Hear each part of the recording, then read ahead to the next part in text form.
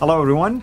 Welcome back. This is Al Fadi, and I hope that you are just enjoying watching these episodes. Of course, I mean, we haven't even scratched the surface in the last few episodes. We're just talking about important things related to the sources of Islam, the problem of the sources, and also the alleged witnesses which we have today, like, for instance, the Hadith or the Sirah or even the Tafsir and the Takhrikh and all that kind of stuff.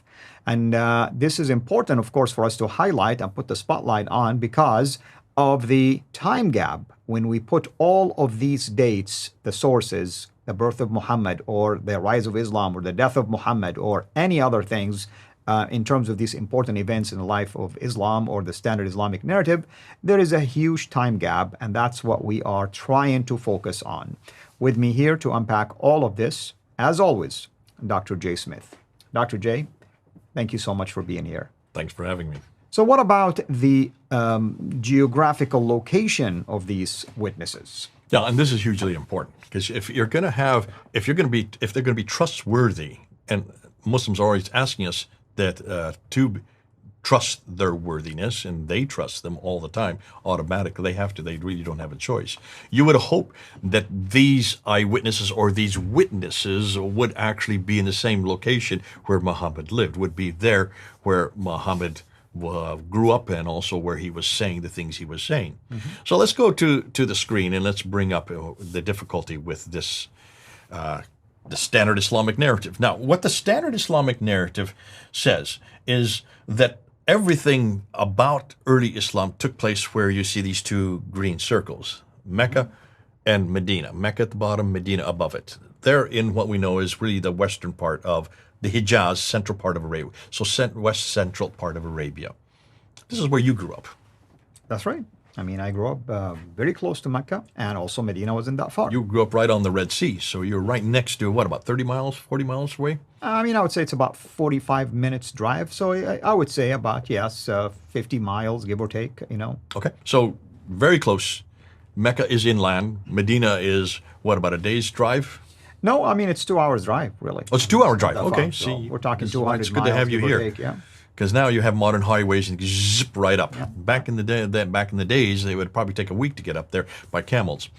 But certainly that's where everything takes place, right there where those two green circles are. Now, we're all told that the writers of the tradition did all their writing in Baghdad. That's the red circle there. So Baghdad is 1,200 miles away. That's rather curious. If all of these people were living at the time of Muhammad, they should have been writing in Medina. Am I correct? That's right. But they're writing in Baghdad. Yep. Why are they writing in Baghdad and not Medina? We're looking at north now versus the south. But why are they writing in Baghdad and not Medina? That's a good question. You wonder why. Obviously, we talked about the Abbasides, and that's a huge, huge center for them. This was their capital. That's right. They're writing in Baghdad because that's where the Abbasides were headquartered. They were all headquartered in Baghdad. So they do all their writing in Baghdad. But that's not where they grew up.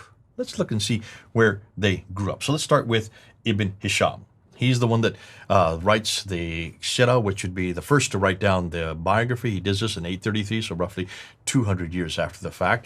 He was born in Basra, but he grew up in Cairo. So he was born here in Basra and moved over there to Cairo. Now let's look and see how far Cairo is. Cairo is about 990 miles from Mecca, and Basra would be about 1,200 miles from Mecca. So you can see immediately there's a difficulty. Right. And tell me, looking at that, what's the first thing that comes to mind? Well, I mean, the thing is, Ibn Hisham writes about Muhammad as if he almost knew every single detail about the life of Muhammad. Yet, like you stated it, he wasn't even living in Mecca. No, he wasn't even living in Mecca. Let's go to Al-Bukhari. So Al-Bukhari is the one that knows more about him because he is the first to write down everything he said. And as we have said, to know how you're to walk, talk, eat, drink, sleep, you need to go to the Hadith. Take a look at where he was born. Bukhara. Bukhara. That's why he's called Bukhari, by the way. No, from Bukharistan. Or Bukhara, sorry. Now, Bukhara is today in Uzbekistan. Mm-hmm. Uzbekistan is a good 2,600 miles away from Mecca. So there's no way in the world that he was living or grew up in where Muhammad was living or grew up, right? That is true. And all he did is he collected sayings about him. At least that's what he stated. That was the purpose of his writing, to collect as many sayings about Muhammad as possible, result in about 600 plus thousand. 600,000 that he was given. Eliminated most of them for fabrication. 7,397, which is only 2%. That's right. He threw out 98% and only retained 2%. And yet look where he lived, way up here in Bukhara. He did all his work in Baghdad. So that should question as to how could he know what really Muhammad said if he never lived down there, if he never knew him. But we're going to get to that. Let's just use one more person. I want to bring up Tabari here, and Tabari is the one that's credited with the introduction of the Tafsir and Takhrikh. He was born in Tabaristan. Tabaristan is 1,700 miles away from Mecca. Mm-hmm. Tabaristan is what is today Iran. That would be modern-day Iran. Barsa would be modern-day Iraq, so would Baghdad, and Cairo would be modern-day Egypt. Bukhara would be modern-day Uzbekistan. These are much, much, much, much further north, are they not? Absolutely. And here's another interesting twist, but I'm not going to really jump ahead of myself here. But you think Shia, that's the area where they're concentrated. Okay, we're going to get to that now. Yeah. So the conclusion, none of the traditional writers lived or worked in Mecca or Medina. They were too far to the north of Mecca and came from the west and the eastern part of Baghdad. Getting back to your point, let's look at the second one.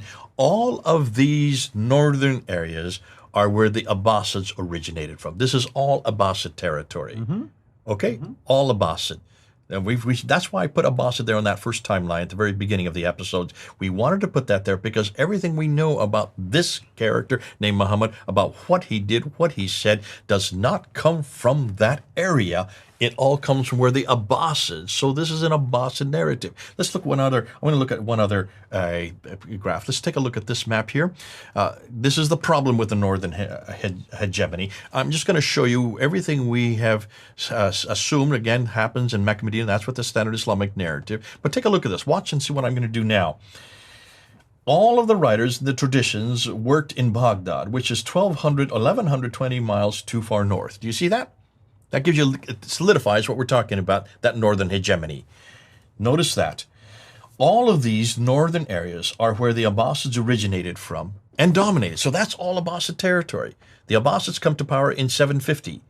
All their writings are written in 833, 870, 923. So we're talking about 70 to, if they come to power in 750 and Bukhari is writing in 870, that's 120 years later, and Tabari would be another 30 years after that. So, furthermore, take a look at this timeline down here. I'm putting these two together now. All the writers of the traditions worked in the 9th and 10th century. So, conclusion, they all wrote their material hundreds of miles too far away up here, mm-hmm. and hundreds of years too late. Hundreds of miles away and hundreds of years too late. Right. Tell me why that's a problem. Well, it is a problem, like we said. I mean, first, geographically speaking, they didn't even make it to live in the area where allegedly Islam began. Number two, they wrote at time that you don't even have eyewitness account where they can go and even investigate things. Like Luke, for instance, he said he went and investigated things from eyewitness. There were people living at that time who told him things because the time span was so short. But here, they are relying on others who said something from others, who said something from others. I mean, if you and I right now would write a book, let's say, hypothetically speaking, write a book about anything that took place, let's say, 100 years ago, and we say we're relying on 3 or 4 people that narrated this to us, I guarantee you, Jay, that people will be attacking that book. Yeah. As Christians, this has been demanded of us. They have demanded of us that we want to know, how can you prove that Jesus did what he did and said what he said, and that Christianity began in that time period at that place with these people? And we said willingly, that is a good question. Remember, the Tübingen School and also Wellhausen in the 1800s, we're talking 150 years ago, we're asking these kind of questions. We don't trust the New Testament record. We don't really, in fact, Schweitzer, he even said, did even Jesus exist? Is there anybody called Jesus? So we had to go back to Josephus, who is a Jewish historian. We had to go back to Tacitus, who is a Roman historian. We had to go back to people like Phlegon and Thallus, who were Greek historians. They were writing about it. Thallus and Greek were writing within 52 AD. That's 20 years after Christ's death. Tacitus was writing at the end of the first century. That's why he's important, because he was a Roman historian who hated Christians. He was a hostile historian. Josephus was in Rome writing about it at the end of the first century, beginning of the second century, and they all refer to Jesus Christ. They refer to where he lived, where he was born, where he died. And Josephus didn't even follow Christ. No, none of them Which is did. important. I mean, Notice none of these that I've just listed followed Christ. Yeah. They were hostile to Christians. Thallus didn't, Phlegon didn't, Tacitus didn't, Josephus didn't. None of these followed Christ.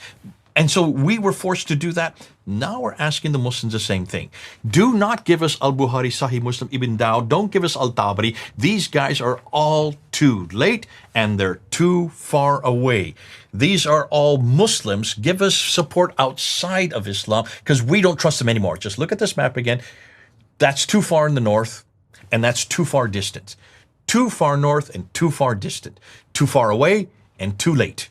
And that's why we're going to say to Muslims, come up with something better than that. You've got to come up with somebody who was living in the same place Muhammad lived, there in the Hijaz, Mecca and Medina, and was writing in the 7th century. That's what we're asking.